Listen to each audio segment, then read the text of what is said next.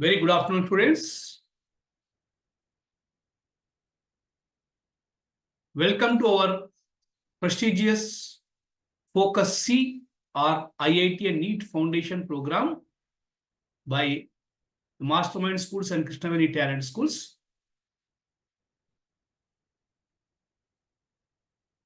So once again, I welcome all the class 8th students for today's session. As you can see on the screen, my subject is physics.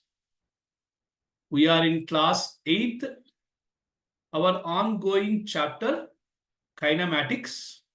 And today we are entering to the session number 7, probably the last session of the chapter.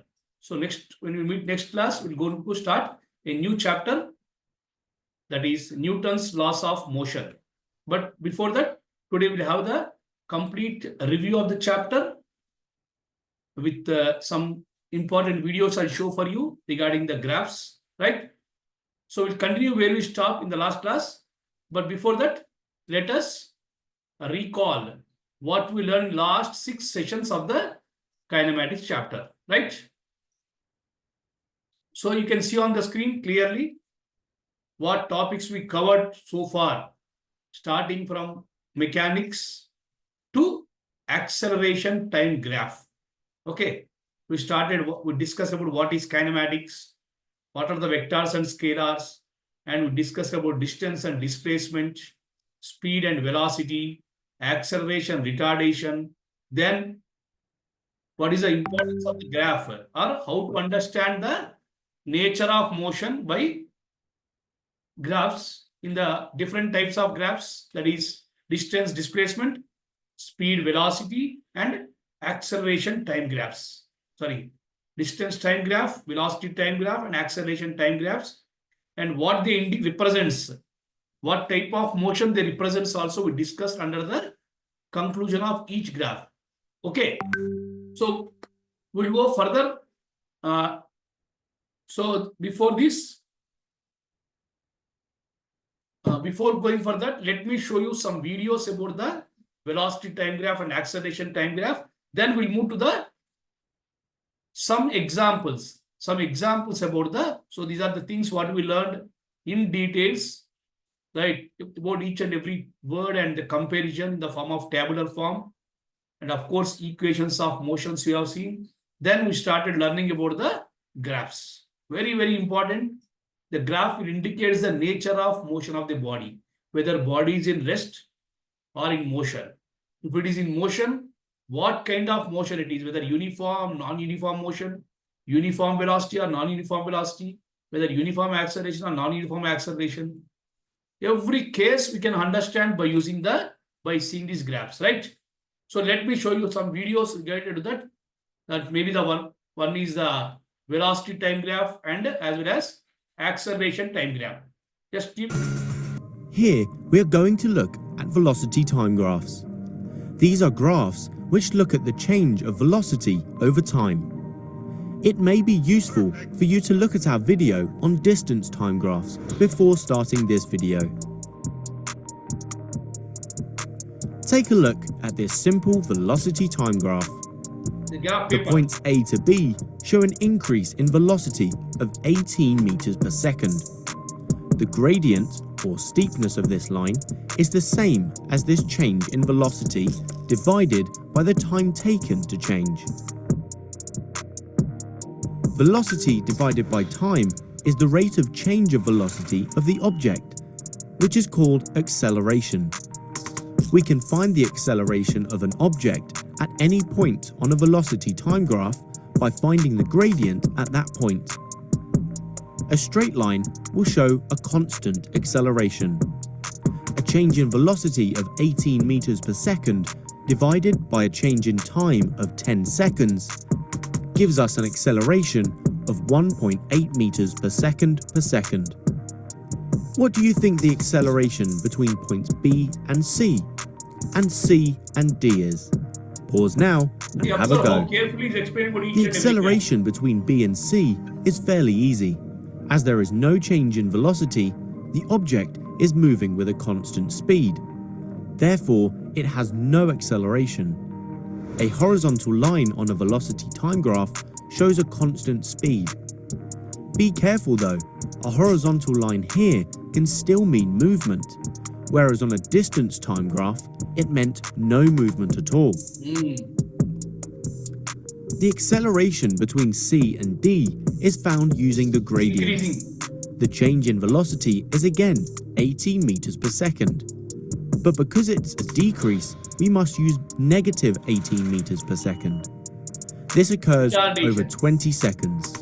So, negative 18 divided by 20 equals negative 0.9 meters per second. We can either say the acceleration is negative 0.9 meters per second, or that it's decelerating at 0.9 meters per second, removing the negative. If we have a curved gradient, this shows that the acceleration is changing, not constant. As you can see, an increasing acceleration is a curved line, which has an ever-increasing gradient.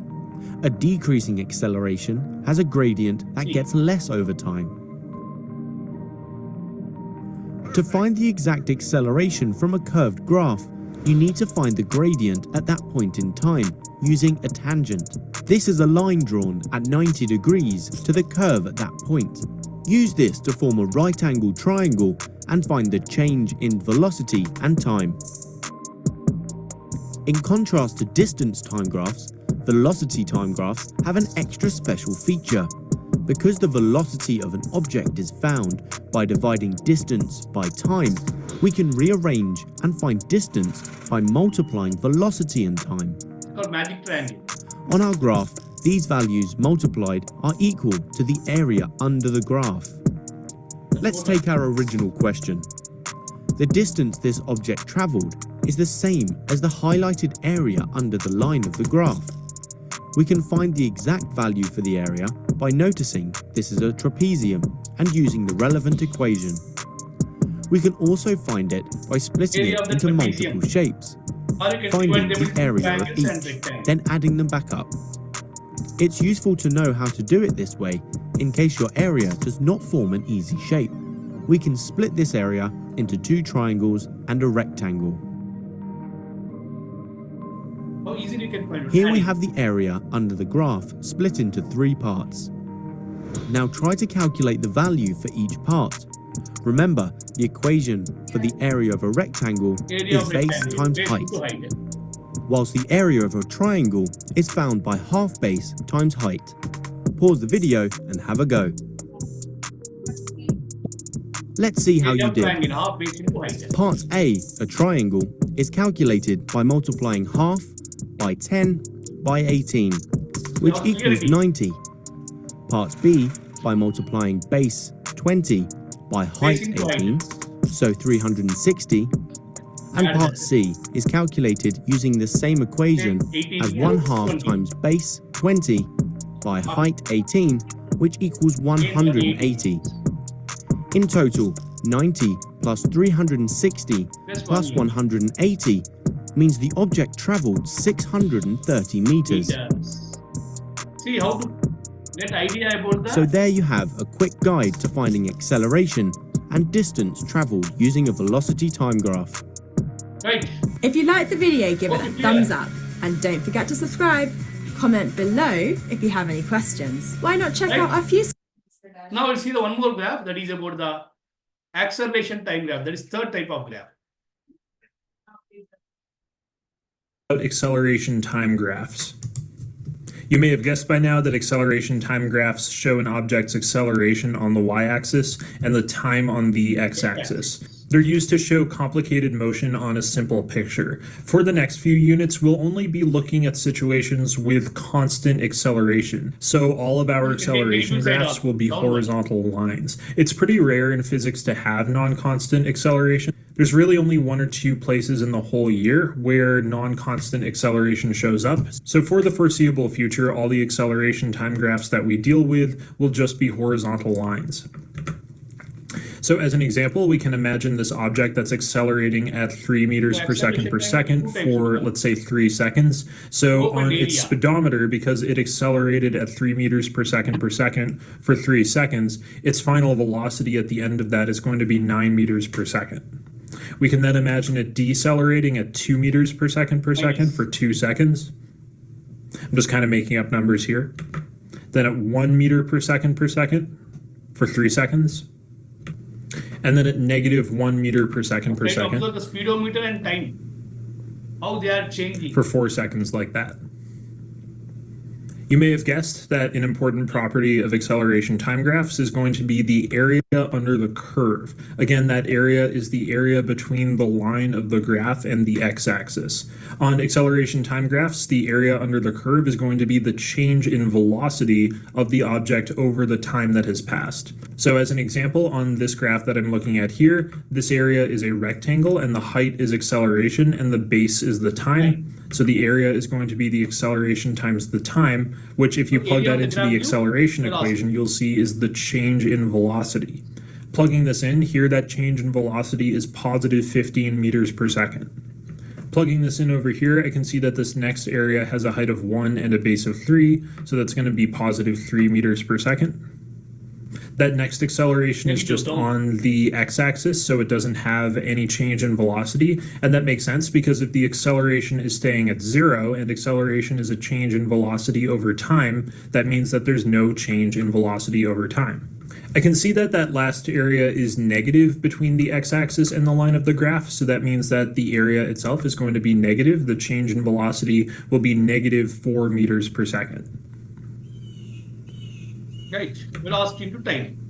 So I can see that altogether the total change in velocity on this graph is going to be positive 14 meters per second when I add these together. I'm going to go back to my example just to give you an intuition about the area under the curve of the acceleration time graph. Area under curve. So for the first 3 seconds, it's accelerating at 3 meters per second. And I can see that it went from 0 meters per second to 9 meters per second on the speedometer.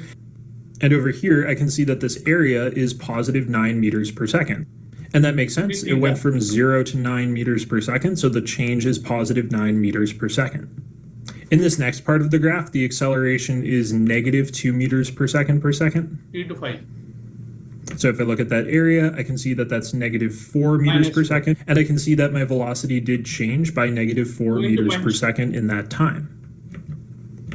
Next, it has an acceleration of positive 1 for 3 seconds. And again, I can see that the area is positive 3 meters per second, and it changed by positive 3 meters per second in that time.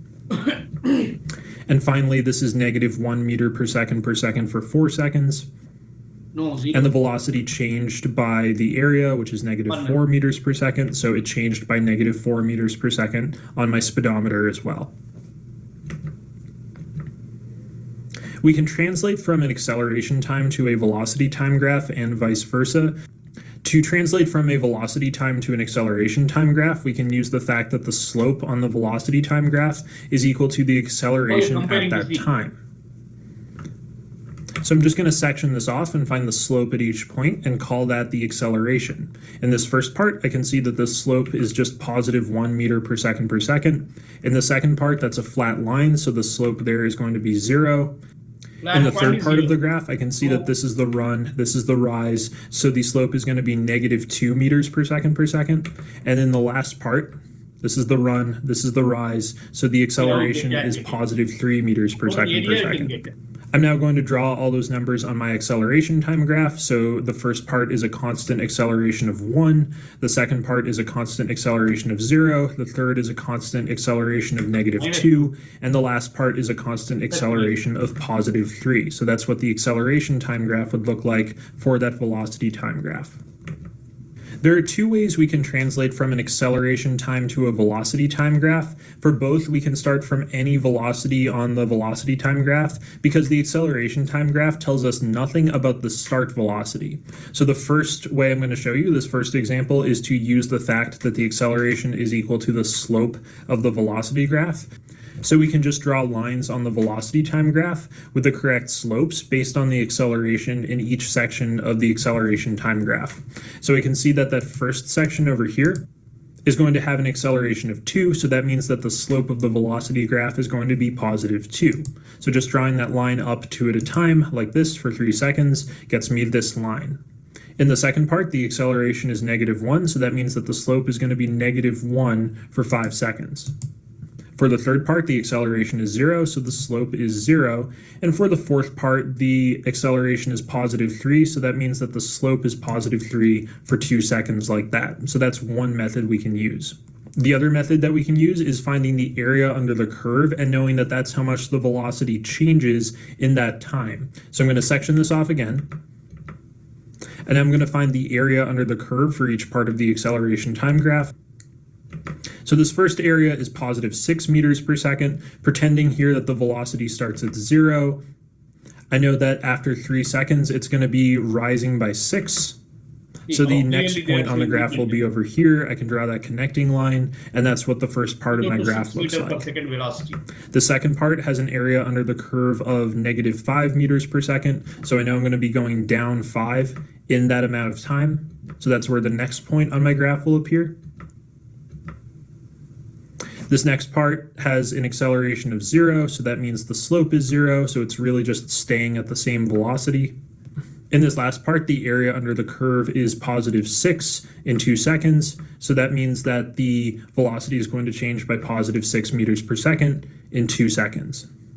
So that's the other way of translating from acceleration time graphs back to velocity time graphs. Right. So what he explained clearly is how to understand the graph. By seeing the graph, you can understand what is the nature of motion.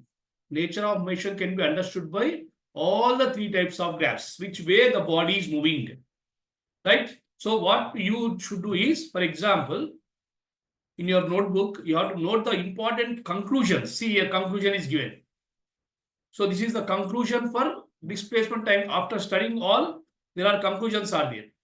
These conclusions you have to note. Number 1.2, 3, and 4 points are there. So in your notebook, you mention the conclusions from displacement time graph. What? Conclusions from displacement time graph. You note all the 4 points. If the graph is parallel to the time axis, then the body is stationary. Stationary is nothing but rest. Right? If the graph is straight line and the body is moving with a uniform velocity, the velocity can be found out by finding the slope of the graph. The graph can never be parallel to the displacement axis, as it means that displacement increases indefinitely without any increase in time, which is impossible. That is third point. Fourth one is if the graph is curved, it means the body is moving with a variable velocity. Means after studying about all the displacement time graphs, we came to conclusion in the form of 4 points. What are the possible way to represent the graph? What is the impossible way? Right? So write heading as a displacement time graph and write the conclusions. 4 conclusions you have to mention in your notebook. I request the teachers to make the students write the conclusions of all the 3 graphs in notebook. Right? And take the corrections. These are first 4. Next, we'll move to the next one, that is velocity time graph. This is a velocity time graph. There are conclusions are here. Conclusions of velocity time graph. Right? Right? These are the conclusions. 3 are there. Body is moving with a uniform velocity. The acceleration is 0. Right? So you note all these points also. For velocity time graph, these are the important conclusions. Means by seeing that conclusion, you can understand what is the concept of graph. How graph is helpful for understanding the nature of motion of a body. You can see 3 diagrams are given there, graph, about the velocity time. And just now you explained in the video also, how nicely explained. So many examples are given. Right? Next comes acceleration time graphs. Again, conclusions are here. Some more conclusion for velocity and time graph. Right here. So many conclusions when you are drawing the velocity time graph in different ways. So note all the conclusions of all the three types of graphs in your notebook, if possible with the diagram. With the graphical diagrams are given, graphs are given. So that makes you clear about the total concept of graph. Right? Next comes again acceleration time graphs we started here. And we can have the important points here. The what figure 1 represents, 2 represents, and 3 represents. That clearly you can mention in the notes as the conclusions. Right? See here. At the last acceleration time graph, last they can say. So from here, what is the 1 represent figure 1, 2, and 3. That all the three different types of motions. Right? Either uniform acceleration, constant velocity, non-uniform acceleration. All the three are explained by figure 1, 2, and 3. That also you can mention the conclusions of acceleration and time graph. Okay? These three are the graphical representation, complete picture. Now there are some examples are there, solved examples. Right? We'll see one by one to understand how many possible today will complete. Remaining you can try, you have to practice at home, right? So solve anyway, I just need a little explanation is needed. A person goes out for a bike ride to nearby town, right?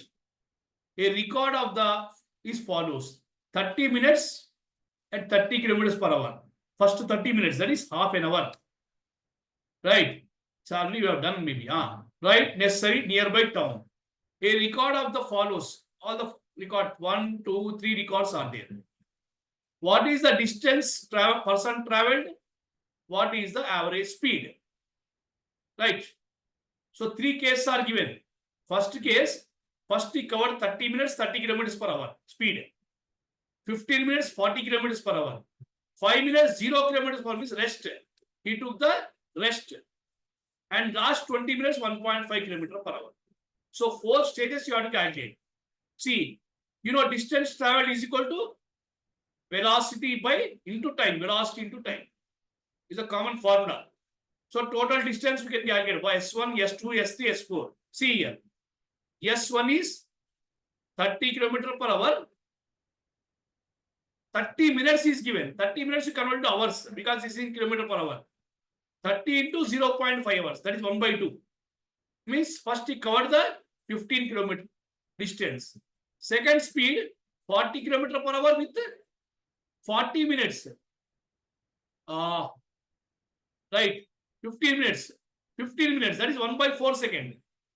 0.25. We are converted the minutes into hours. That is very important. Right? So that is we got 10 kilometer. Second rest 0 kilometer because it's halted for some time. Halted for 1 by 12. 1 by 12 is 5 minutes. 1 by 12 hours with 5 minutes. And last again he traveled for 15 kilometer per speed with 1 by 3 means 20 minutes. 20 minutes means nothing but 1 by 3 hours. 5 kilometers. Total distance is 15, 25 and 5. Right? 30 kilometers just total distance he traveled. Then average speed is nothing but total distance by total time. So what is the total distance? 30.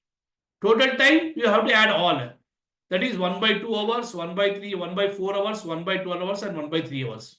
So total you got is the average speed is 25.7 kilometer per hour. So here there are 4 stages are given. In all 4 stages, right? What important thing here is conversion. So convert minutes into hours. Converts because kilometers per hour speed is minutes into hours is very important for us now. That is, we know 1 minute, 1 hour is equal to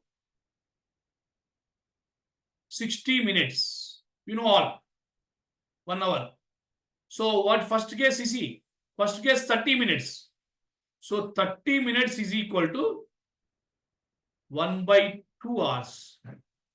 Second case 45 minutes, sorry, 15 minutes. 15 minutes is equal to 1 by 4 hour. Next, 5 minutes, no need because 0 only. You can no need to 20 minutes. 20 minutes is equal to 1 by 3 hour. Of course, 5 minutes is equal to 1 by 12 hours. So wherever this minutes is there, you have to convert into hours. Because when you are calculating, you should be all in the same system. So just formula is S is equal to V into T. So there are 4 S are there, S1, S2, S3, S4 you have to calculate. Total S will get. After getting S, you can find out the average speed as total distance by total time. Right? So just practice at home all the given problems. Observe carefully and practice them at home. Right? So some more 3 or 4 problems are given here. Some are based on graphs also, what we have seen in the video. The same way explanation will be given. Okay. So practice all the problems at home and even simultaneously focus on the worksheets also. The left worksheets. Okay. So that's all for today. Thank you very much, students. Have a wonderful day. Thank you.